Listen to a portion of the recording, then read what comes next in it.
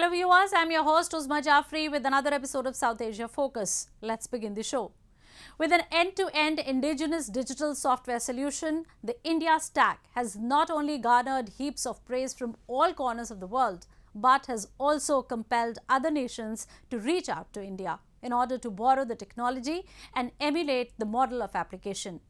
Unique identification, Aadhaar and the Unified Payments Interface or UPI have particularly captured the world's attention. An increasing number of countries are looking to forge digital alliances with India in order to provide a similar tech-driven, easy, safe and sustainable way of handling everyday services and operations that India has provided to her citizens. Join us as we take a closer look at how India has established herself as the global digital leader who is being looked up to for support and solutions from around the world.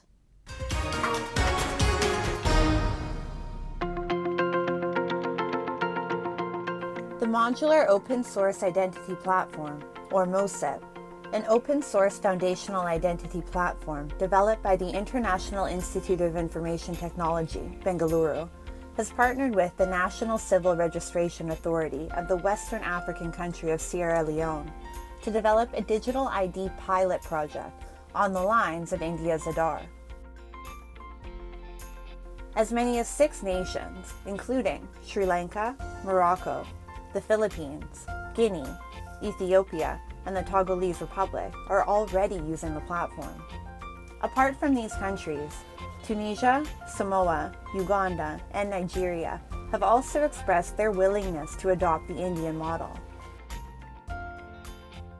India's successful digital journey, from creating Aadhaar, a unique digital identity that is accepted all across the country, to creating a wider set of open APIs called India Stack, has ushered in a digital revolution around the globe. 80 million people in the world are now got their identity using MOSIP, and we are working with, as of today, 11 countries.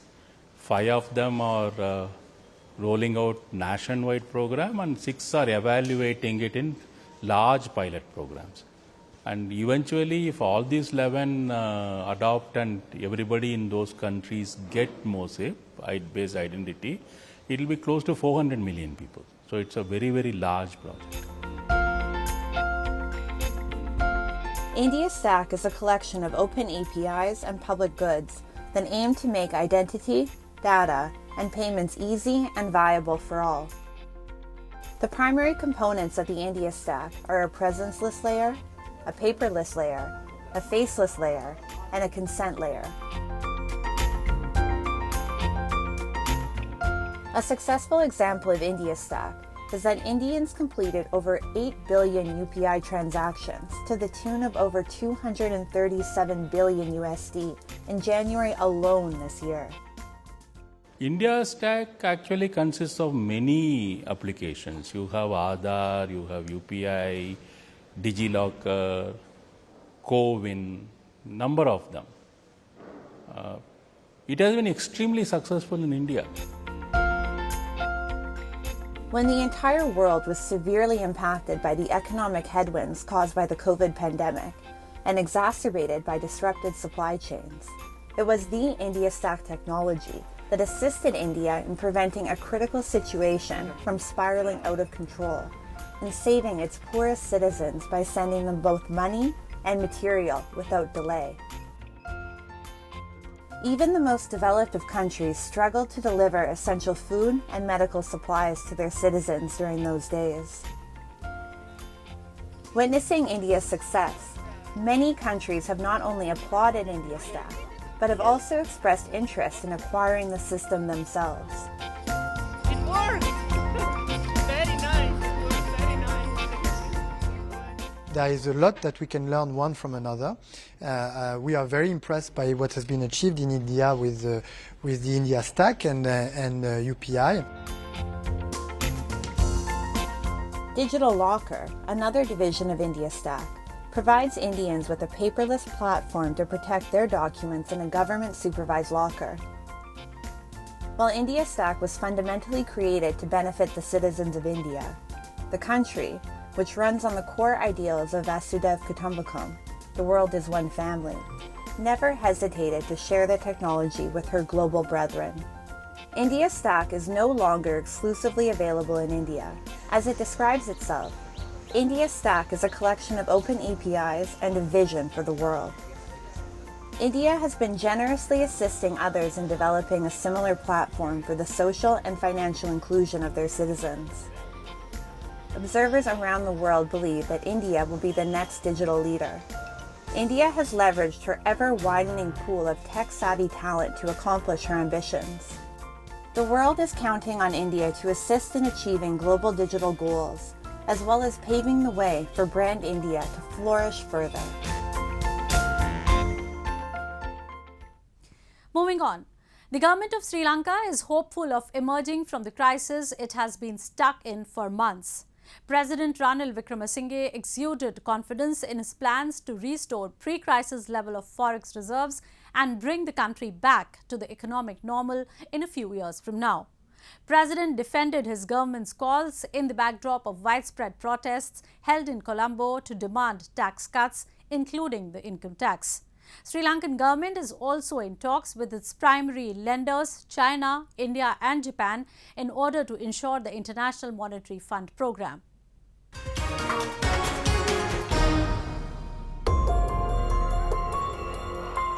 Streets of Colombo have been rocked by massive demonstrations as people cutting across the social hierarchy have taken to streets demanding rollback or at least reduction in range of taxes that have been imposed by the government in line with a host of measures adopted to bring the country back to economic normal. Workers from at least 40 trade unions expressed their anger and said they were bearing the brunt of the negative dividends of government's incompetence. Sri Lanka has been seeking a $2.9 billion USD loan from IMF, the global lender, in order to stabilize its economy. It has been in talks with its primary lenders China, India and Japan in order to get its debt restructuring done. It is also required to boost the country's revenue by 11.3% of GDP this year, 3% more from what it targeted to achieve in the previous fiscal year. In a bid to achieve the same, the government had come up with a financial plan earlier which comprised imposition of taxes on nearly all sections of professionals in the country, with tax slab ranging from 12.5% to 36%. අද මේ මොහොත වන විට තෙල් සංස්ථාව වරාය විදුලිය Telecom ජල සම්පාදන ඇතුළු මේ රටේ අත්‍යවශ්‍ය සේවා සියල්ලම අද මේ කොටුවට ආවේ රනිල් වික්‍රමසිංහගේ මේ අසාධාරණ බදු ප්‍රතිපත්තියට වැඩ කරන ජනතාවගේ විරෝධය පළ කරන්නට. The government said it was hopeful of achieving economic growth in years to come, with Colombo emerging entirely out of crisis by 2026. As per government's data, Sri Lanka's reserves reached 2.1 billion USD at the end of January, which is the highest it has been in about a year. Economic experts say the country's current situation is the result of successive, imprudent and popular policies. They also say the COVID pandemic further exacerbated the crisis 2020 onwards. Previous President Gotabaya Rajapaksa had to flee the country after months-long popular uprising literally reached the presidential palace last year. Ranil Wickremesinghe was then installed as the president, whose government, he says, is confident of making gains with a new set of financial policies. බින්දුවට වගේ වැටී තිබුණ විදේශ සංචිතය ඇමරිකානු dollar මිලියන 500ක් දක්වා ඉහළ නගවා ගැනීමට අපට දැන් පුළුවන් වෙලා තියෙනවා. සංචාරක ව්‍යාපාරයේ යලි පණ ගන්නවන්ට අපට පුළුවන් වුණා. පාරවල් පුරා සිටි දේශපාලනික උද්ඝෝෂණය කරමින් සිදු කෙරෙනු බාධා මාධ්‍ය වුණත් සංචාරකයන් ලංකාවට ආවා. ලෝකයේ හොඳම සංචාරක ගමනාන්ත 10ක් අතරට ලංකාව නම් කෙරුණා. මේ ජනවාරි මාසයේ ලංකාවට සංචාරකයන් සංඛ්‍යා පැමිණි සංඛ්‍යාව ලක්ෂයකට අධිකයි. එය වාර්තාගත ප්‍රමාණයක්. මේ ආකාරයෙන් සියලු ක්ෂේත්‍රයන්ම අපි ප්‍රගතියක් ලබමින් සිටිනවා. While the government hopes that its measures can restore financial stability in the country, there are a number of commentators who opine the opposite. Some say the change in regime has only worsened the situation, with people now forced to pay more than ever for the least they are receiving. The government has time and again appealed to people to cooperate with the government's policies, which doesn't seem to be happening, at least as of now, with some saying that they will hold countrywide protests if the government doesn't change its economic stance immediately. Moving on. Indian export basket is constantly expanding, with figures cruising towards $1 trillion. 2021 had recorded a significant uptick, with exports registering 36% growth in 1 year. Each component in the basket has shown terrific record of late. Today we focus on India's leather industry, whose rise is not just catering to the growing Indian needs, but is also making its way to the global market. Leather Luxury is a modest leather footwear enterprise in Agra, in northern India's Uttar Pradesh state, which produces around 200,000 pairs of shoes annually. Leather Luxury, despite being a relatively smaller enterprise, exports thousands of its shoes to Dubai. Agra is home to a number of such small-scale units that contribute significantly to the nation's overall production and add greatly to India's leather footwear exports.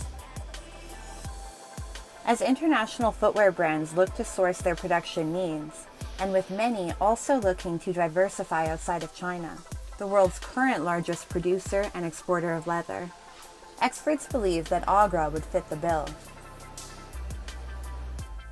For example, in the immediate aftermath of the COVID outbreak, German shoemaker Von Wellix announced that it would shift its manufacturing operations out of China to Agra. The local shoemakers, however, believe that the country's domestic industry is already vibrant, and a government push, in line with the mission at Manirbar Bharat, will further multiply their manufacturing capacity. I expect that Indian shoe industry will become very high in the coming times, maybe 5 to 10 folds better than what is today. If we get some more grants and aids from the government and more incentives, I think the shoe industry will grow more times than what we are expecting today.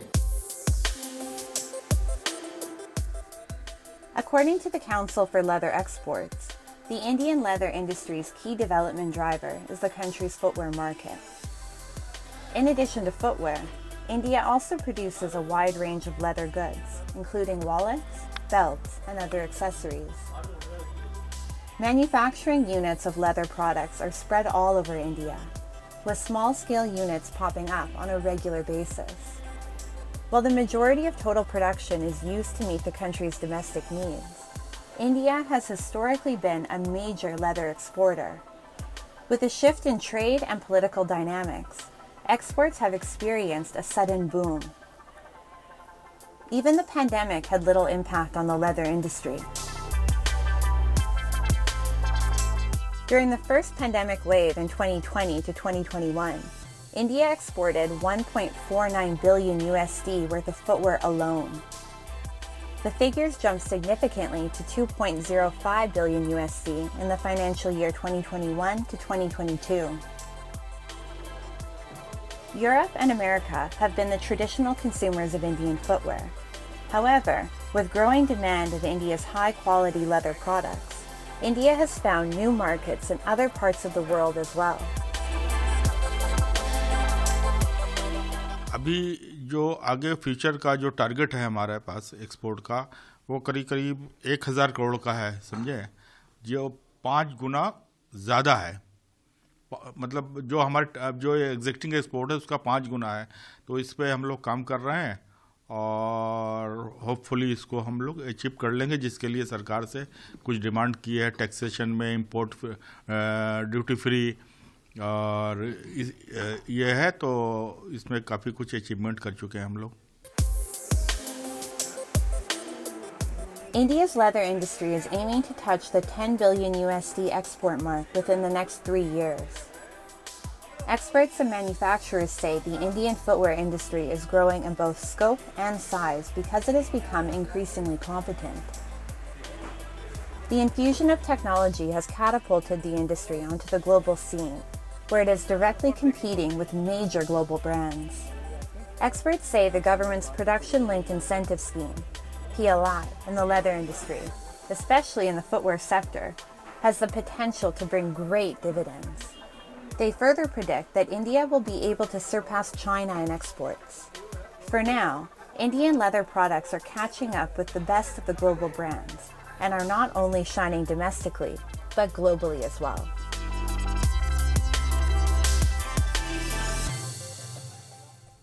Time now for Asia This Week, the stories from across the continent.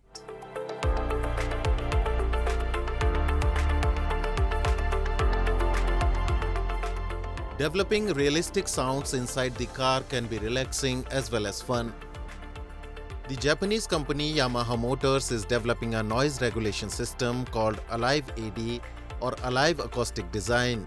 This Alive AD works to gather information about the number of engine revolutions, degree of the accelerator, speed, and so on. Based on this information, comforting sounds are developed for cars and provided to the driver. Yamaha Corporation is a sister business of Yamaha Motor. This collaboration made it possible to create Alive AD. 近年、車外騒音規制が厳しくなってきまして、室内のサウンドというところが失われつつあります。そんな中で、ヤマハに求められるサウンドはというところで、こういうデバイスを用いて、車室内だけでもサウンドを演出するというところで開発をスタートさせています。ヤマハ発動機としましてはエンジンハードで培った技術というところがありますので、それを生かして音源作りの方を実施しています。またヤマハ株式会社の方では音響技術というところがありますので、その音響技術と弊社のエンジンハードの技術というところを融合しましてこのデバイスを開発しています。 This EV car runs quietly. The sound device allows the driver to feel a sense of exultation. Companies all over the world are developing systems to control noises outside of cars. Under these conditions, Yamaha's invention is expected to spread globally.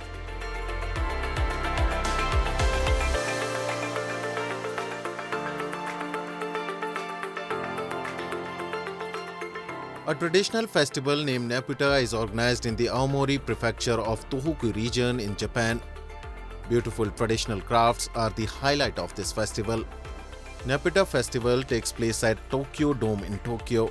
This place is usually used for baseball games. The Furusato Festival Tokyo 2023 aims to revitalize the tourism industry, which has been sluggish due to COVID-19, by introducing local traditional festivals and local delicacies. Visitors can see many attractions at a single venue. Potato butter is a popular food in Hokkaido. People enjoy eating it with salted squid. 北海道の北あかりという大きくて甘くてホコホコの芋に純粋なバターをのっけたじゃがバターがおすすめです。塩辛、明太子、チーズ、鮭、ウニといったようなトッピングがあります。コロナもだんだん収束してくると思いますんで、どんどんこういうイベントが増えてくることを望んでいます。Japanese eel fish is another popular delicacy among foreign tourists. Ishiki town in Aichi prefecture is known as an eel farm in Japan. The fish for sashimi on top of rice is caught at fishing grounds in the Sea of Japan area. Japan has rich traditions and culture that attract tourists from around the world.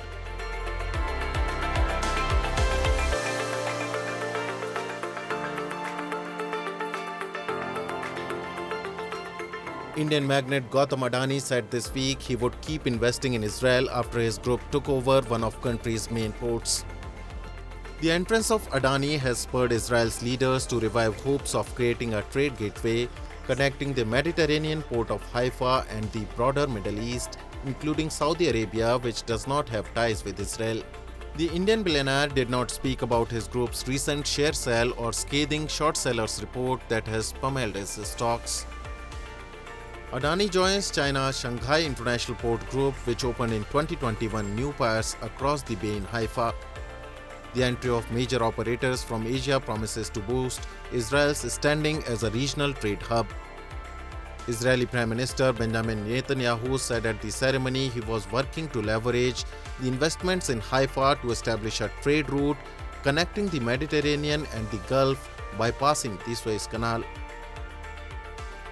The idea has been tossed around for years, but Israel hopes it became more realistic after normalizing ties with a number of Arab countries in the US-sponsored Abraham Accords.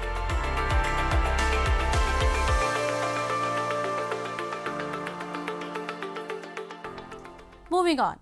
Thaipusam festival is a vivid illustration of devotional extravaganza. People from across the state gathered and paid obeisance to Hindu Lord Shiva and Lord Kartikeya to mark the festival that has now transcended the country's boundaries and is celebrated in the other parts of the world too. Holy town of Rameshwaram in northern India's state of Tamil Nadu witnessed hundreds of devotees congregating to mark Thaipusam festival recently. The festival comprises a range of activities and events that involve celebration and offerings of prayers to Lord Shiva, the Lord of Destruction in Hinduism. Colorful lights and rhythmic music rejuvenated the atmosphere as devotees from across the country gathered to pay their obeisance to the Hindu deity. This year, a special event was organized in the temple ponds, where Swami Ambal rode in a beautifully decorated raft and blessed the devotees.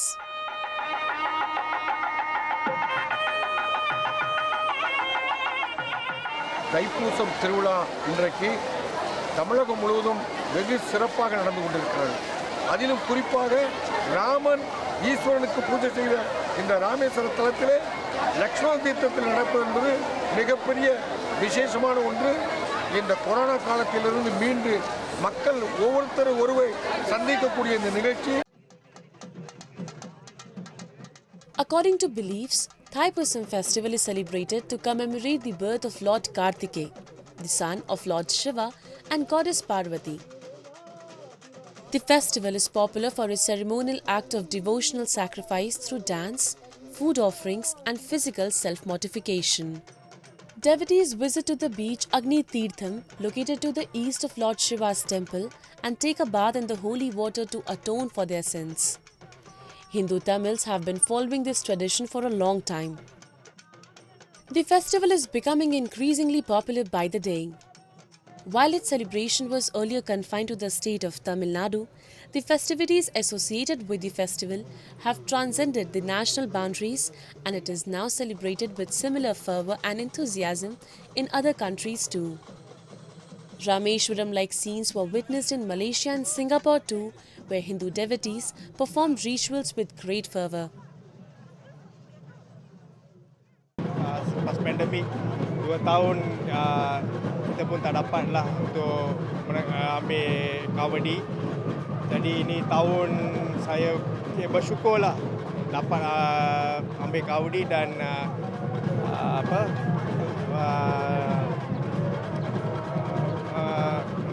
dapat selesaikan nazar saya lah. With an aim to decimate the inner evil and to seek the deity's blessings, Kivadi Attam, an old Tamil tradition, is performed by the devotees. A number of devotees pierce their tongue to express their devotion for the god. Devotees say the festival brings peace and harmony in the lives of people.